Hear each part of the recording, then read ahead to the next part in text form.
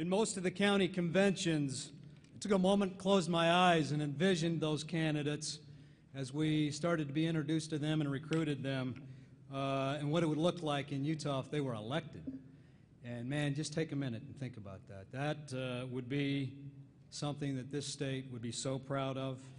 And I do want to take one moment, though, and talk about one of the true messages of what's happened in this state as the Republican Party has engaged ever more deeply every day in arrogance. In the dead of winter, we started to look at Republican moderates who we knew were having their arms not just twisted but broken off by a speaker and a Senate majority leader. The Senate president seems to do it behind the scenes, but the other guy does it right in your face. And we had serious conversations with many of them.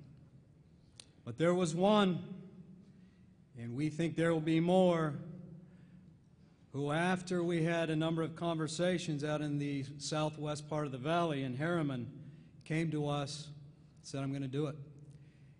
And he attended his first mass meeting after 40 years as a moderate Republican and said, within 10 minutes, I had never felt more free in my life to be who I truly am.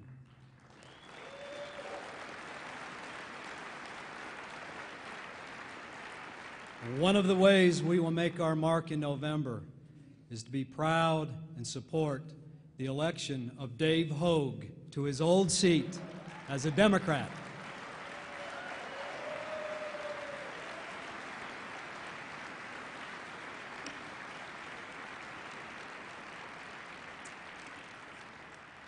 I've been asked to pass on one note of interest. A good friend of many of us, Andy Gallegos, has had some serious health problems the last few days, and we just want the family to know that our thoughts are with Andy.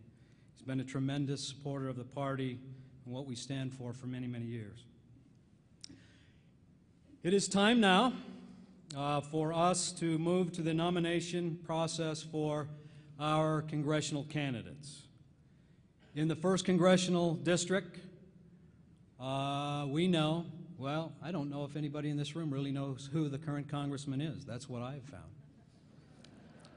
And Governor Schweitzer last night talked about a little bit in a candidate forum about his dealings with that guy. What's his name? But early this year, in early March, during candidate recruitment, we had Rob Miller working with the county officers, and I was making some follow-up calls. And there was one guy we called about running for the legislature, and he says, forget that, put me on the ballot for Congress.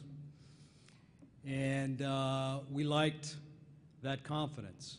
And I will tell you, throughout northern Utah, I hear reports all the time that the candidate that we will proudly nominate today in the 1st Congressional District is resonating with not just our Democrats, but moderates and Republicans. Republicans who know that what's-his-name needs to come home and do what's-his-thing. I am very proud to nominate, or to bring to the floor, our 1st Congressional District candidate, Morgan Bowen.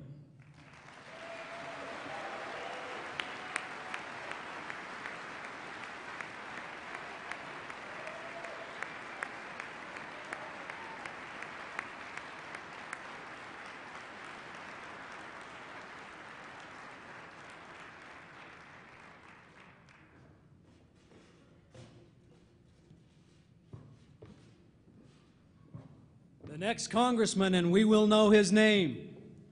Thank you. Well, good afternoon, everyone. My name's Morgan Bowen, and I am going to be your next congressman in District 1.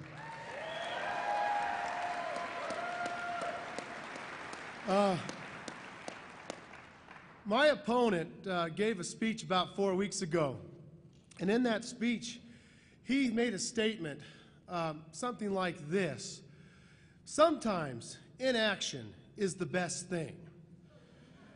He continued in his speech to say, don't expect me to do very much. Well, my friends, on November 4th, 2008, We will not expect Rob Bishop to do another thing for the state of Utah in this congressional delegation.